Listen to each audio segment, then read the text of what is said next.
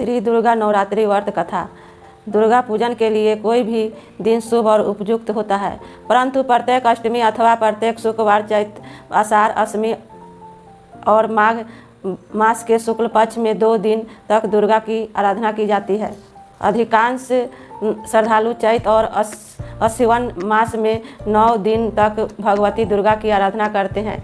9 दिन तक भगवती दुर्गा की आराधना करते हैं। संयोग से इन्हें शारदीय और बोधन नवरात्रि में भगवान श्री राम की आराधना भी होती है। नवरात्र के संबंध में पौराणिक कथाओं के अतिरिक्त निम्नलिखित कथा भी प्रचलित है।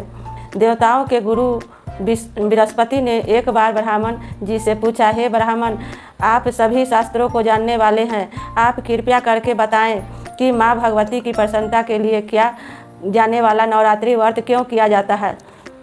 इस व्रत को पहले किसने किया और इस व्रत का फल क्या है।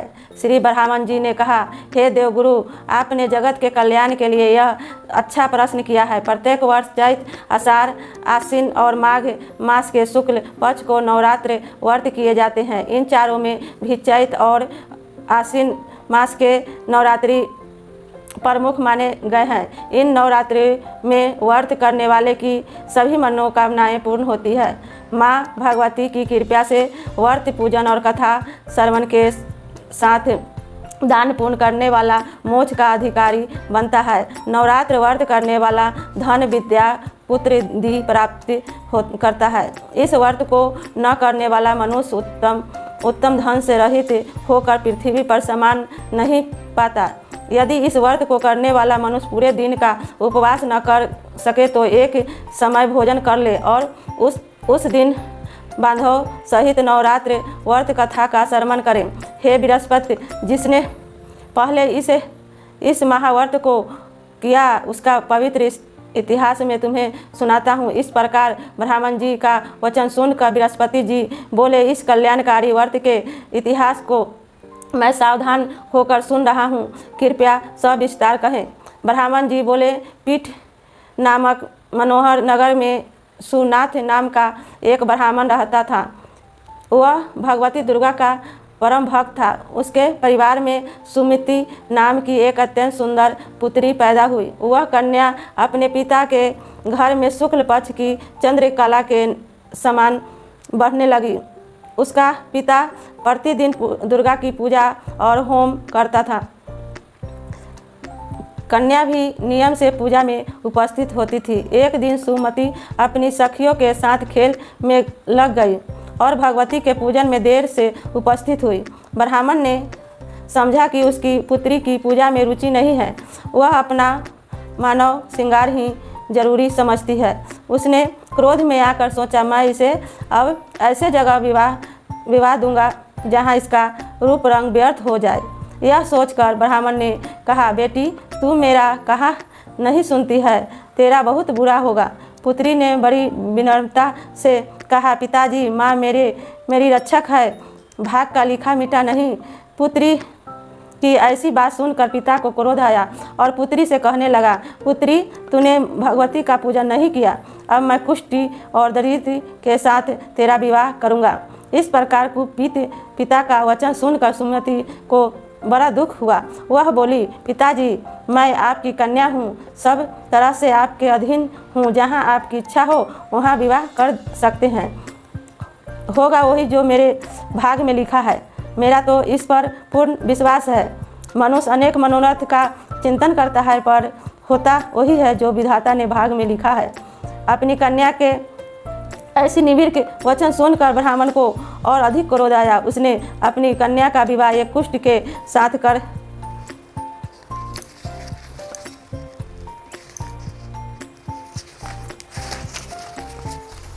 कर दिया और बोला, देखता हूँ कि भाग के भरोसे रहकर अब तुम क्या करेगी। इस प्रकार पिता के कठोर व्यवहार को देख सुमति अपने पति के साथ वन में चली गई। इस भाग वन में सुमति और उसके पति ने रात कष्ट में बिताई। सारी रात वह दंपति भगवती का ध्यान करता रहा।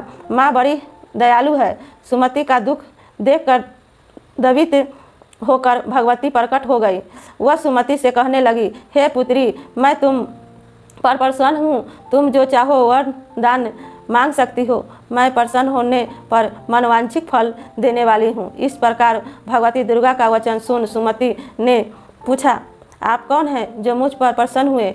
यह सब मुझसे कहे और अपनी कृपा दृष्टि से मुझ दीन दासी को कृतार्थ करें। सुमति का वचन सुनकर देवी बोली, मैं आदिशक्ति हूँ और मैं ब्रह्म विद्या और सरस्वती हूँ। मैं प्रसन्न होने पर प्राणियों का दुख दूर कर उनको सुख प्रदान करती हूँ। सुमति माँ के चरणों में गिर गई। उसने हाथ जोड़कर पूछा, हे माँ, किन कारणों से मेरी यह दुर्गति हुई है? इस जन्म में तो मैंने कोई पाप नहीं किया।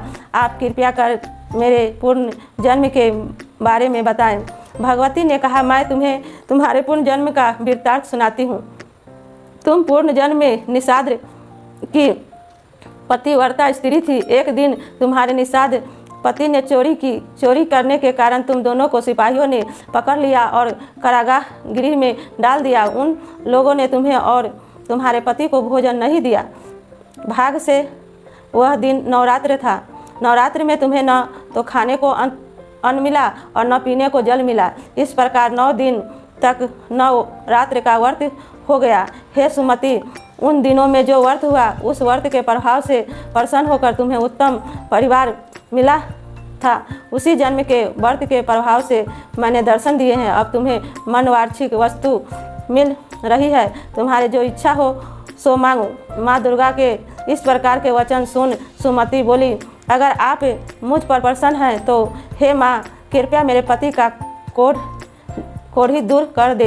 देवी बोली, उन दिनों तो तुमने जो व्रत किया उस व्रत के मात्र 1 दिन का पूर्ण है। अपने पति को कोढ़ी ठीक करने के लिए अर्पण करो। मेरे प्रभाव से तुम्हारा पति कोढ़ी से रहित हो जाएगा। माँ दुर्गा की महिमा अपार है। किसी भी जन्म में किया गया पूर्ण उनका नाम स्मरण व्रत आदि भक्ति को माँ दुर्गा की भक्ति को मनचाहा वरदान देता हूँ। श्री ब्रह्मन जी ने कहा, देवी के वचन सुनकर सुमति बहुत प्रसन्न हुई। अपने पति को निरोग करने की इच्छा से माँ दुर्गा को प्रणाम कर बोली, माँ तुम मुझ पर कृपया करो और अपने पूजन का फल देकर मेरे पति को निरोग कर दो। तच्छ ही सुमति के पति का शरीर भगवती दुर्गा की कृपा से क्रांति युक्त हो गया। पति की मनोहर देह को देखकर सुमति माँ की स्तुति करने लगी। उसने कहा, हे दुर्गे, आप दुर्गति को दूर करने वाले, तीनों लोकों का संताप हरने वाले, समस्त दुखों को दूर करने वाले, रोगी मनुष्य को निरोग करने वाली, प्रसन्न होने पर मनवांछित वस्तु देने वाले, अदुष्ट का नाश करने वाली है। सारे जगत की आप ही माता और पिता हैं। हे अम्बे, मेरे छोटे से अपराध पर मेरे पिता ने एक कुष्ठी के साथ विवाह किया था।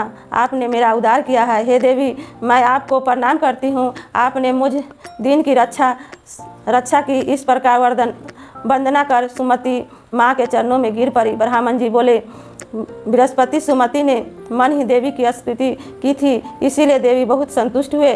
वह सुमति से बोली, हे पुत्री, तेरे उछालक नाम का अति बुद्धिमान, धनवान, कीर्तनमान और जितेंद्रिय पुत्र पैदा होगा। ऐसा कह देवी उसे फिर कहने लगी, हे पुत्री, और भी कुछ तेरी इच्छा हो तो मांग सकती है। भगवती दुर्गा के वचन सुनकर सुमति बोली, हे दुर्गे, अगर आप मुझ पर प्रसन्न हैं तो कृपया कर मुझे नवरात्र व्रत विधि बतलाएं। हे दयावती, जिस विधि से नवरात्र व्रत करने से आप प्रसन्न होती है उस विधि और उसके फल का विस्तार से वर्णन करें। सुमति के वचन सुनकर देवी बोली, हे पुत्री, मैं तुम्हारे लिए संपूर्ण पापों को दूर करने वाली नवरात्र व्रत विधि बताती हूँ, जिससे मनुष्य पापों से छूटकर मोक्ष की प्राप्ति करता है। आश्विन मास के शुक्ल पक्ष की प्रतिपाद से लेकर 9 दिन तक विधि पूर्वक व्रत करे।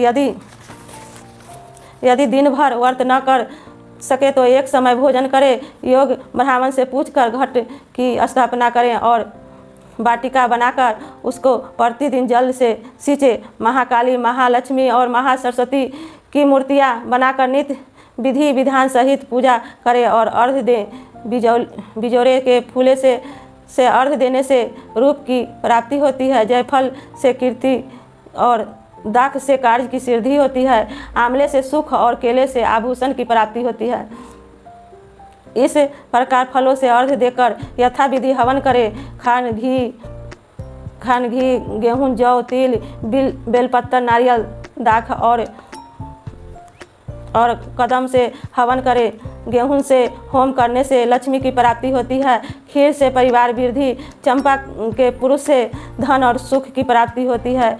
आंवले से कीर्तन और केले से पुत्र प्राप्त होती है। कमल से राज सम्मान और दाखों से सुख और संपत्ति की प्राप्ति होती है। खंड घी नारियल शहद जौ और तिल इनसे तथा फलों से होम करने से मनवांछित वस्तु की प्राप्ति होती है।